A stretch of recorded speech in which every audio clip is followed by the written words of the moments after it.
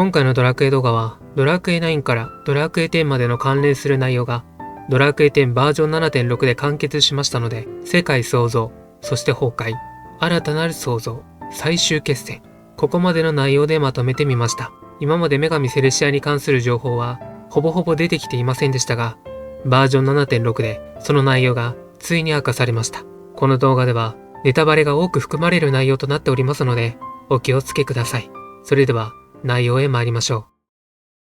う。ドラクエ9の時には名称がありませんでしたが、ドラクエ10にてゼニアスという名称が判明しました。ドラクエ9の世界はゼニアスということを覚えておいてください。我は空と海とを分かち、空には星々を、海には大地を浮かべた。鳥や魚獣、花々や木々、ありとあらゆる生き物を、我は空に、海に、大地に作り、最後に人間たちを作った。人間にも様々な人がおり、正しき人間と悪しき人間とおり、栄えるのが悪しき心の人間ばかりで、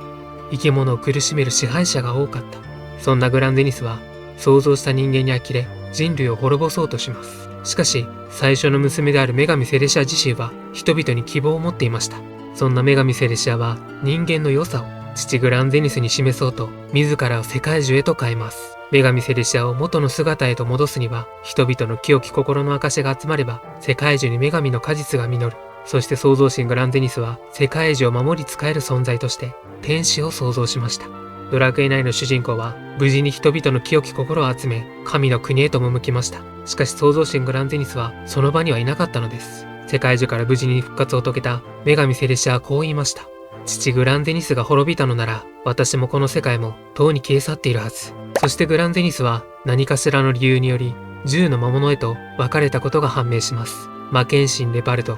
ジェガン皇帝アウルート、怪力軍曹イボイノス、ハヌマン、ブラッドナイト、イデアラゴン、スライムジェネラル、スーパーキラーマシン、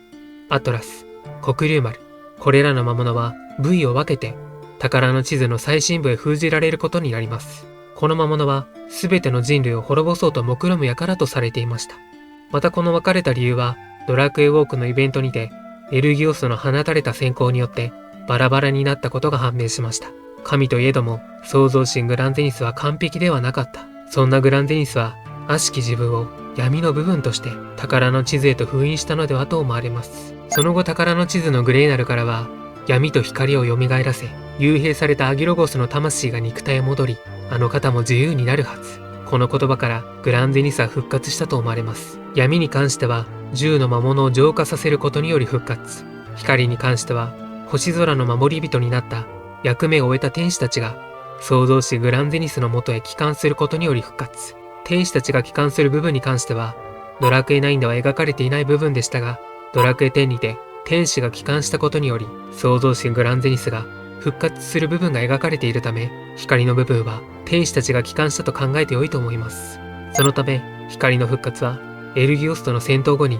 星空の守り人になった役目を終えた天使たちが、創造神グランゼニス復活のために、その体が元の場所へと変えたと思われます。そして光と闇が蘇り、創造神グランゼニスが復活したと思われます。ドラクエ10では、たびたび女神セレシアと思われる部分が、ところどころ登場していました。罪を断罪する神規セレシア。船の名前にクイーンセレシア号、トゥクフルというキャラからは、大好きなあの子がいなくなってという会話を聞くことができます。そして後に、グランゼニスより新たに創造された天使からは、かの女神はとうに消えていたのかというシーン。女神セレシアに関して、ところどころ登場していましたが、明確にどのようになったのかは不明な部分でした。しかしドラクエ10バージョン 7.6 にて、ついにその謎が判明します。エルギオスとの戦闘後にどれだけの時が経っているかは不明ですが、自悪と燃焼体という異世界から君臨した侵略者がドラクエ9の世界ゼニアスを襲撃してきます。そのゼニアスを守るために女神セレシアは生涯で2度目の女神の世界樹の儀式を行いました。そして儀式の力により生まれた守りの結界のおかげで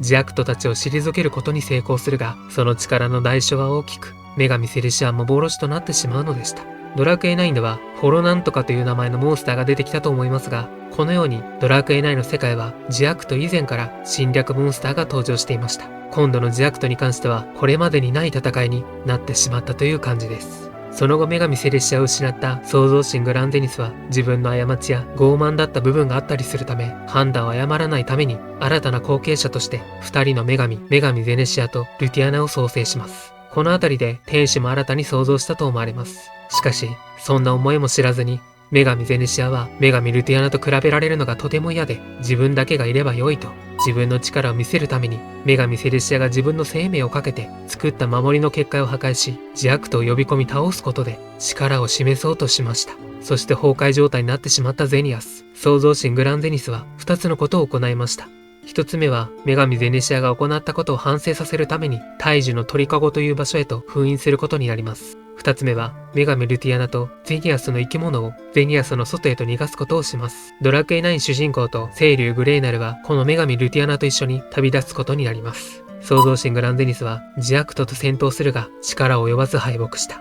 そしてジアクトを討伐するために、最後の手段を選びました。それが、喪失の呪い。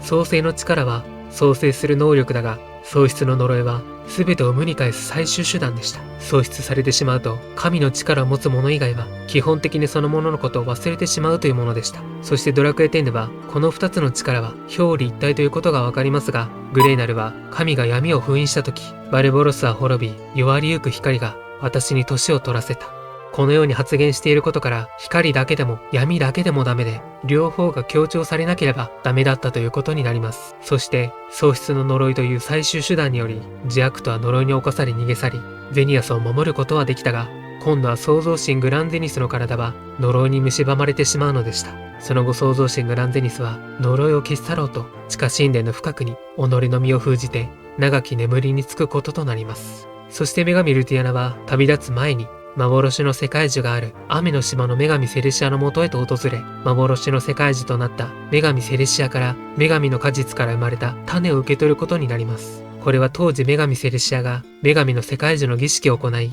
その世界樹から女神の果実が取れて、そこから種が生まれたようです。女神ルティアナはこの種を受け取り、新たなる新天地を目指し向かうこととなります。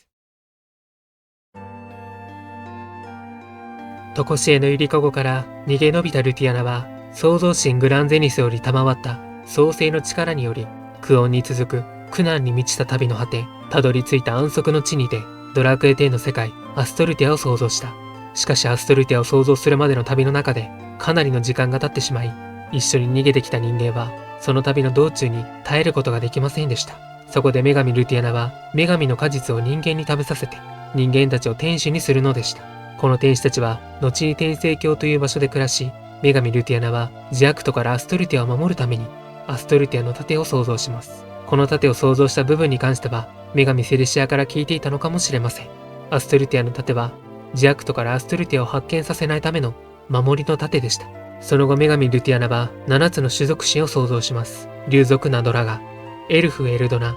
オーガガズバラン、ドワーフワギ、メディマリーヌ、プクリポピナヘト、人間グランゼニスを創造します。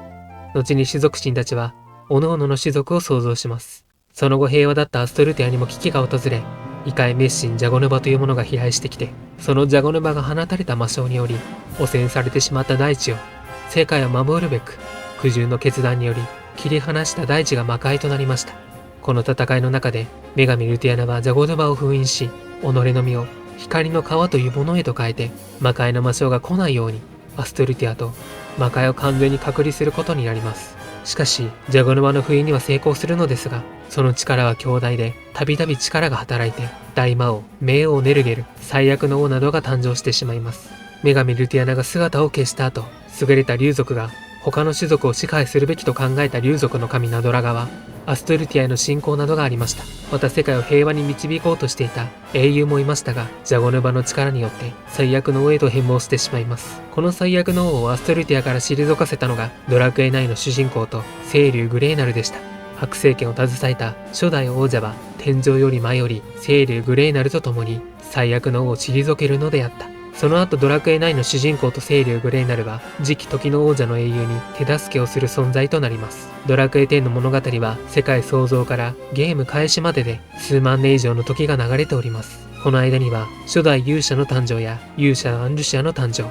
竜族の神ナドラガと人間の神グランゼヌス神の戦い、ドラクエ10の主人公が誕生し、その後時を渡り、ゲーム開始時点まで飛ばされるなど、いろいろなことが起こります。時渡りをすることができる主人公は、様々な冒険をすることによって、勇者の盟友という形となります。時渡りに関しては、キュロン人という生命体が主人公の祖先が賜ったため、その子孫である主人公も使えるという形になります。詳しい内容に関しては、こちらで解説しているのでご覧ください。そしてドラクエ10の主人公たちが冒険する中で、時が経ち、女神ルティアナとジャゴヌバが復活します。神々の因縁の対決に、ついに決着の時が。ドラクエ10の主人公と今まで冒険してきた様々な種族の仲間たちと共に協調し、長き戦いが終結するのであった。その後力を使い果たした女神ルティアナは消失してしまうのでした。この異界滅神ジャゴヌバは、ジアクト燃焼体のジアゴヌバということが後に判明し、とこしえのゆりかごから女神ルティアナを追ってアストルティアに飛来したのでした。しかしジアクトからアストルティアを発見されないために、アストルティアの盾を想像したのになぜジャゴヌバはアストルティアへと来てしまったのか。ここに関してはアストルティアの盾が完成する前にすでにアストルティアに来ていたことがバージョン 6.3 で判明します。そしてこのアストルティアの盾を破壊してジアクトがアストルティアの座標をわかるようにするために初代勇者と盟友が協力し、盟友が盾を破壊してしまうことになります。何千年も前の人が現在生きている理由に関しては、その生前の功績を称えられた者は英雄となり、来るべき時に復活して新たなる神となる試練を受けることになります。そしてそれを乗り越えた者が進化の儀という儀式を行い、新たなるアストルティアを守る種族神になる予定でした。彼ら二人はもともと勇者と呼ばれる存在で、そして大魔王討伐時に一族の揉め事に巻き込まれ、アシュレイが勇者に、レオーネは盟友という形になりました。アシュレイはその後妻に欺かれ、レオーネは大魔王の討伐時にアシュレイの妻に石化状態にされてしまいます。レオーネが再び石化から解除されたと思いきや、アシュレイの子孫とのさらなる大魔王討伐に加勢するも、アシュレイの子孫はその戦いによって亡くなってしまうのでした。一族で揉め事をしていたために、それをレオーネがやったのだと疑いをかけられ、見せ物のように亡くなってしまいます。そんな絶望になっているレオーネは、後に魂の状態で天使と遭遇しますが、その天使はジアクトの根回しされた天使でした。生前の功績を称えられ、その御霊は来るべき日に新たなる肉体が与えられよう。そして来るべき時が来たレオーネは復活を遂げます。その時期にアシュレイも英雄に選ばれており復活します。条件を満たし進化の儀を行いますが、ジアクトの根回しされた天使により英雄たちは悪人という状態となってしまいます。この悪人状態というのは自分の像の部分を増幅させるものでした。復活したレオーネはアシュレイにこの腐った世界を変える術を話し協力をさせます。そして盟友レオーネはアストルティアの盾を破壊してしまいました。盾を破壊されアストルティアの座標がジアクトに分かってしまい、ジアクトは進軍してくるも一旦はドラクエ10主人公と天使たちでなんとかジアクト燃焼体を退けることになりましたが、その後再び軍勢でアストルティアに進軍してきます。ドラクエ10の主人公たちは万象の王ジアクト燃焼体の王ジアレドゲノスを倒しアストルティアを救うのでした。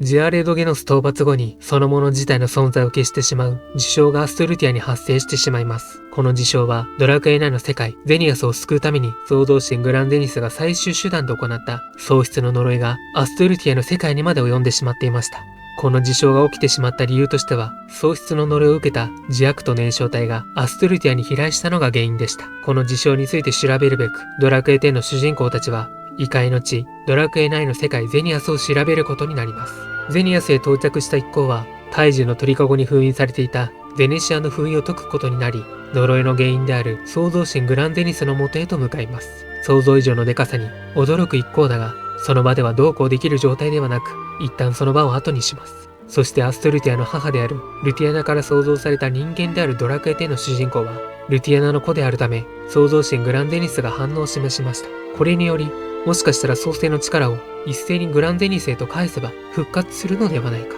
ウォルドという場所を守護していた天使マギエルに話を聞き、ゼニアスに残っていた天使たちを集結させようとするが、ゼニアス崩壊前に各々の町にいた天使たちはその町を救うために様々な結果になっていきます。バトラエル、トープス、ルーミディア、ドラクエ10の主人公たちは3人の天使たちを救い、3種の神器を入手してドラクエ9に登場した神々の場所へと向かいます。そこにいたマギエルと出会い、創造神グランゼニスのもとへ。マギエルと召集された守護天使3人は創世の力を創造神グランゼニスへ返し、無事に創造神グランゼニスは目を覚ますのでした。創造神グランゼニスは女神ルティアナがゼニアスを旅立つ前に自分と交わした誓約のことを話してくれました。父の名を継ぐ神と共に帰り、姉ゼニシアとゼニアスを救うと誓いますと。これがルティアナが交わした誓約であることを説明し、アストルティアで創造された人間の神グランゼニスがゼニアスに来ることを楽しみにしていると。そして呪いの源である呪いのグランゼニスと戦い、力が弱まったところで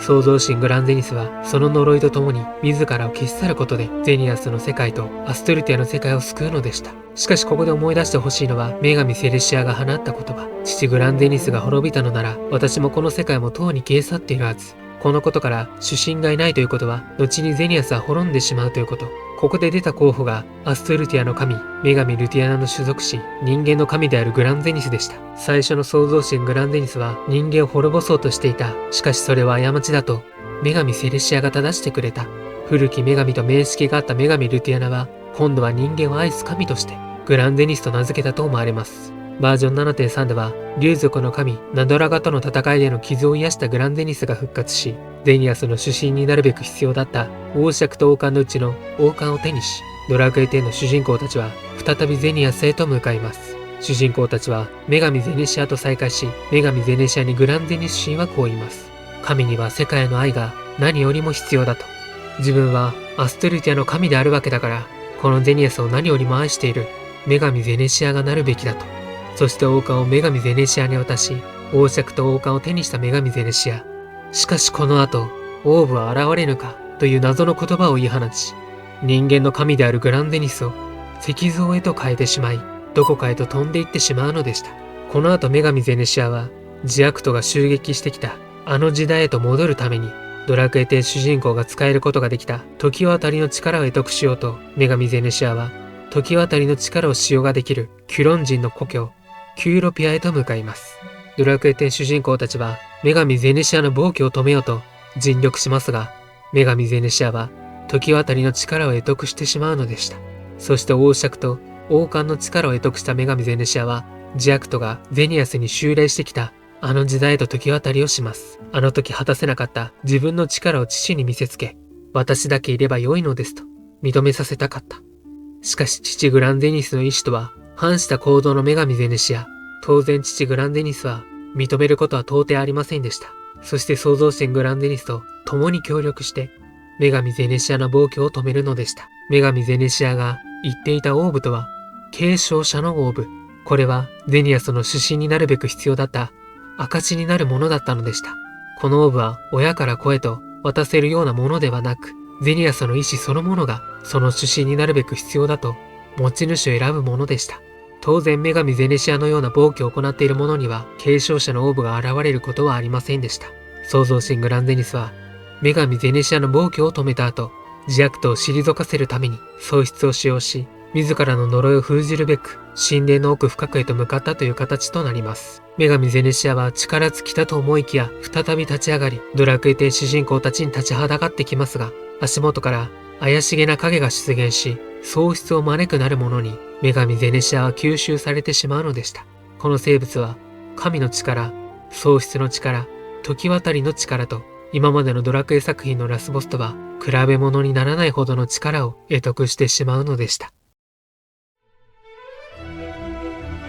喪失を招く者に取り込まれてから様々なことが起きていき、そして喪失を招く者との戦いを行い、無事に終わらせることになりますが、力が弱まることにより、取り込まれた女神ゼネシアが、その意志を乗っ取り、再び女神ゼネシアが活動をし始めます。ドラクエ10主人公、グランゼニス、ポルテの3人で、再び女神ゼネシアを討伐することに、創造神グランゼニスより生まれた、神獣のラキという少年のキャラが登場しますが、このラッキは日頃から優しく愛を持って行動していました。そんなラッキは神獣の力を奪われるも懸命にゼニアスを守るために行動していきました。そしてその意志はゼニアスに伝わり、女神ゼネシアが探していた継承者のオーブが現れます。主神となったラッキと共に女神ゼネシアとの決着をつけることに。敗れたゼネシアはゼニアスの主神は自分ただ一人だけだと。敗れた女神ゼネシアはそう言った後、王爵と王冠を喪失の力によって喪失させてしまうのでした。その後、女神ゼネシアが弱まったことにより喪失を招く者が再び姿を現します。女神ゼネシアの力を再び吸収して女神ゼネシアを喪失させてしまうのでした。この謎の生物である喪失を招く者の誕生は、女神ルティアナがアストルティアを創造後に心の揺らぎからあの喪失を招く者を生み出してしまうのでした。喪失の力と喪失の呪いは表裏一体。創世の力は容易に喪失の呪いに変わりうる。創世の主神たる者は決して恐れず、憎しみ、嘆き、悔恨、これらを不要とし、未来のみをその目で見続けるということ。父グランデネスにことづけを受けていたが、想像以上に彼女に負担がかかっていたのでした。そのためアストルティアは創生された時点で喪失の呪いを抱えた状態で誕生してしまったのでした。女神ルティアナは再びアストルティアを再構築しようと考えますが、現状の不甲斐ない自分では今ある世界を消し、創生し直したところできっと同じ運命を招いてしまうであろう。そんな呪いに満ちたアストルティアを慈しみ、アストルティアを育てて喪失の呪いからアストルティアを守る者たち、汚れなき清らかなる神々。そして女神ルティアナは我が子になる7つの種族神を創生してアストルティアを任せるのでした。7柱の神々は神々に集る新たな生命が創生され、罪汚れなきか弱き生命が、新たなる生命に呪われしアストルティアは歓喜し、同時に彼らが失われてしまうのではないかと恐れた。その恐れは喪失の呪いを癒ます。そして神々が良き未来を作ると信じ、呪われしアストルティアは長き眠りにつくことを選びました。古き魂を封印して我が分身にアストルティアを任せて。だが呪われしアストルティアの心に救いし、喪失の呪いは永遠にも等しき眠りのうちにも消えることはありませんでした。この消えなかったのは、ジャゴヌバが飛来して神々の争いが起きたり、致し方なかったとはいえ、アストルティアと魔界を切り離したり、このような部分も影響していると思われます。そして果ての大地ゼニアスで、喪失の呪いを浴びたジャックと燃焼体はアストルティアへと飛来しました。これらはドラクエ10の主人公たちで何とか討伐することになりましたが、その大地に眠る呪われしアストルティアの喪失の呪いを呼び覚まし、あの時女神ルティアナが創生し直そうとしていた創生の時に望んだ生まれるべきではなかった運命の結末を執行するために喪失を招く者が生まれてしまうのでした。師匠と呼ばれるポルテは魂を封印して呪われしアストルティアが作った分身で、呪われしアストルティアのポルテにはわんぱくな性格のポルテと喪失を招く者のポルテ、このように2つの性格のポルテがいました。しかしここで思うのは、わんぱくのポルテはどのようにして生まれたのか。ここで登場するのが、かつてドラクエ9の時代に女神セレシアが女神の儀式を行い、その女神の果実から生まれたその種だったのでした。女神セレシアはゼニアスを守るために力を使い、幻の姿となってしまったが、その魂は雨の島の幻の世界中に宿ることになりました。旅立つ女神ルティアナの選別としてその種を送ることとなります。その後、自分が喪失を招くものだということを知った種子のポルテは、自分が特別な力があることが分かり、ゼニアスへと訪れて喪失を招くものをどうすればよいかを女神セレシアにどうすればよいかと尋ねます。女神セレシアは主神ですら叶えられるの大きな願いを実現するために我が身を世界中へと変える。それが女神の世界中の儀式ということを伝えます。しかしこれはひとたび女神の世界中へとなってしまうと、己の意志では元の姿には戻れないということ。何千年何万年もの間捧げられた人々の清き心が女神の果実を実らせるまで物言わぬ存在として畳み続けるしかないということ。女神の果実が実りしとき、奇跡の力が儀式に託した願いは成就し、術者もまた元の姿に戻れると。そしてドラクエ10の主人公とポルテたちはドラクエ9に登場した神々の国の制約の園へと行き、主神の神殿の上にある扉で湯通し祈り続けること。この扉はかつて神ではない身でありながらゼニアスを救うという奇跡を起こしたとあるものの力を宿しているということでした。これはドラクエ9の主人公で間違いないと思われます。その儀式の最中にドラクエ9主人公のようなフォルムが登場する演出がされるので、これは間違いないと思われます。最悪の王の時の際には銀河の剣やグレーナルなどそのワードだけしか登場していませんでしたが、この時は顔は各々プレイヤーで違うので表示されないものの登場することとなりました。そしてポルテは再び一つとなり、本来の一人のアストルティアの化身となります。女神の果実の種は芽吹き、アストルティアの化身に神の力を与えました。これにより女神の世界中の儀式を行うことができるようになりました。主人公にもう一人の自身が身につけていたこの髪飾りを持っていてほしいと言われ、共に冒険をしていた時のポルテの形見を受け取ります。再び一人になる前に喪失を招く者に作成された喪失の塔へと向かい、ポルテは儀式を行おうとします。しかし喪失を招く者に生み出された執行者という魔物が出現し、阻まれることとなります。ドラクエテ主人公とポルテは何とか執行者を倒し、無事に女神の世界樹の儀式を行うことができるのでした。ポルテは女神の世界樹となり、喪失の呪いとともにその封印を成功することができたのでした。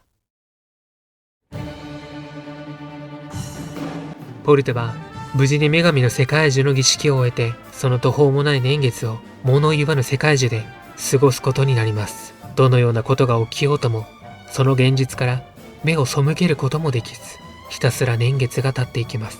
ドラクエテ主人公はポルテが世界樹になったことを見終え、再び仲間の場所へと帰ろうとしていました。人間の神グランゼニスに迎えられ、改めてお礼を言われます。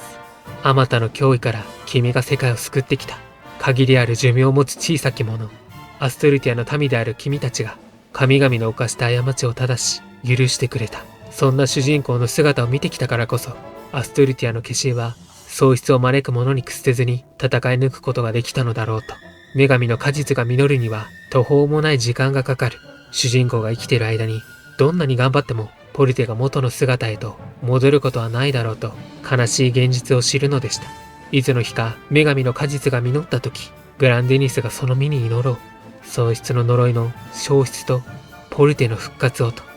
そして世界樹から元に戻ったポルテを迎え入れると誓おう。主人公の代わりにとグランデニスは言うのでした。皆にはもう心配ないと教えてあげなきゃと、グランデニスと主人公が帰ろうとした瞬間に、その全てが無駄になってしまう出来事が起きてしまった。討伐したと思っていた執行者が生きており、主人公のことを最後の力で喪失させてしまいます。すべてのつながりをしてきたドラクエテ主人公はいなくてはならない存在でした。その主人公が喪失されてしまったことにより、今まで出会ってきた人たちは主人公のことを忘れてしまうのでした。そしてまたもや人と魔族の戦いが起きてしまうことに、グランデニス神はこの事態を粛清するべく秘密裏に勇者アンルシアと魔族の魔王たちを密会させるのでした。お互いに主人公の説明を受けて、誰かが何かをした痕跡があることが分かっていたため、その争いをやめ手を取り合うことを望むことに。しかし魔族がアストルティアへ進軍してきたりと、その争いは長く続き、しまいには魔族と人と共存を望んでいた勇者アンルシアは魔族側の魔王たち以外の新勢力によって亡き者にされてしまうのでした。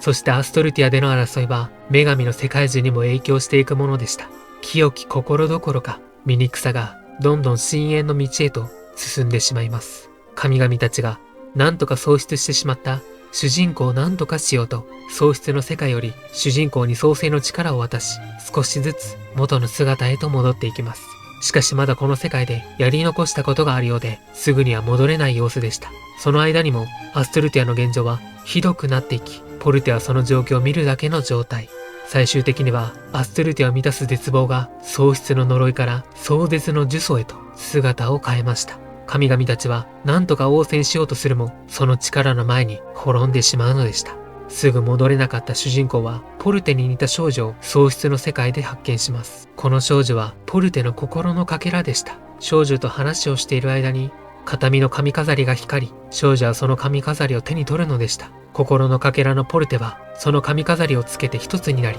再びわんぱくのポルテへと戻ることができました。そして壮絶の呪詛へと変貌してしまったアストルティアの化身を討伐するべく、主人公とポルテはアストルティアの最終決戦に、女性のような見た目の壮絶の呪詛の姿からドラゴンのような見た目の壮絶の崩壊竜となり、長い戦いになるのですが、主人公とポルテはその戦いに勝利することができたのでした。その後は壮絶の呪詛は自ら喪失を使用し、アストルティア自体を滅ぼすことにしました。主人公とポルテは暗き闇の中に放り込まれますが、ポルテは最後の力を使用し、主人公だけでも何とか消えないようにとします。女神の果実の種を主人公に託して、種は果ての大地ゼニアスまで導いてくれると。いつか種が芽吹きの時を迎えれば、新しいアストルティアが生まれる。新しい世界で幸せに暮らせるはずだよと。そして涙するポルテは深淵へと落ちていくのでした。しかし消えかけようとしていたその瞬間、喪失して喪失の世界にいた名もなき人間がいたのですが、この人間はまさかの女神ゼネシアだったのです。そこにはかつてのような姿の女神ゼネシアではなく、その行動が認められたのか、継承ノーブがその姿を現したのです。真の主神にふさわしいのは誰か、今こそ見せて差し上げましょう。そういった女神ゼネシアは種に創生の力を与えて、その種は芽吹き、ポルテになるのでした。その後女神ゼネシアは最後に女神ルティアナのことを認め、ポルテの存在とアストルティアの存在を見て、なんて美しい、そう言い放ち、深淵の底へと消えていくのでした。この出来事は主人公とポルテのみ、何もかも元通りの毎日が戻るのでした。二人は仲間たちの元へと戻り、神は主人公へと感謝するのでした。ということで、今回はドラクエ9からドラクエ10まで続く神々の戦いがついに完結となりました。女神セレシアは本当にすごい女神なんだと、この完結した内容を見て思いました。気になっていた女神セレシアの内容が語られたので、非常に満足しております。人は誰しもいいところもあれば悪いところもある。どっちか見ていればいいというわけではなく、両方があるからこそまた人間なのだと痛感する内容でもありました。しかし、争い事が絶えない世の中であれば、確かになくなった方がいいと考えてしまう部分もわかります。そんな絶望の淵に立たされているのなら、消えてしまいたい。そうポルテであるアストルティアの化身は思ったのでしょう。人々の清き心が集まれば、女神の果実が実る。現実世界では決してありえない話だと思いますが、もしかしたら、その自分の良い行いを行うことにより、それが清き心が集まって何か役に立つのかもしれない。そういう気持ちで日々を考え過ごすのも、このドラクエをプレイしての学びだと思います。この世に生まれたからこそ、日々辛いことや悲しいこともあると思います。しかしその反対の嬉しいことや楽しいこともあると思います。出会いと別れ、人の生きていられる時間は非常に短いので、日々自分との戦いになると思いますが、楽しく人生を謳歌していきましょう。ここまでご視聴していただきありがとうございました。また次回のドラクエ動画でお会いしましょう。それでは失礼いたします。またね。バイバイ。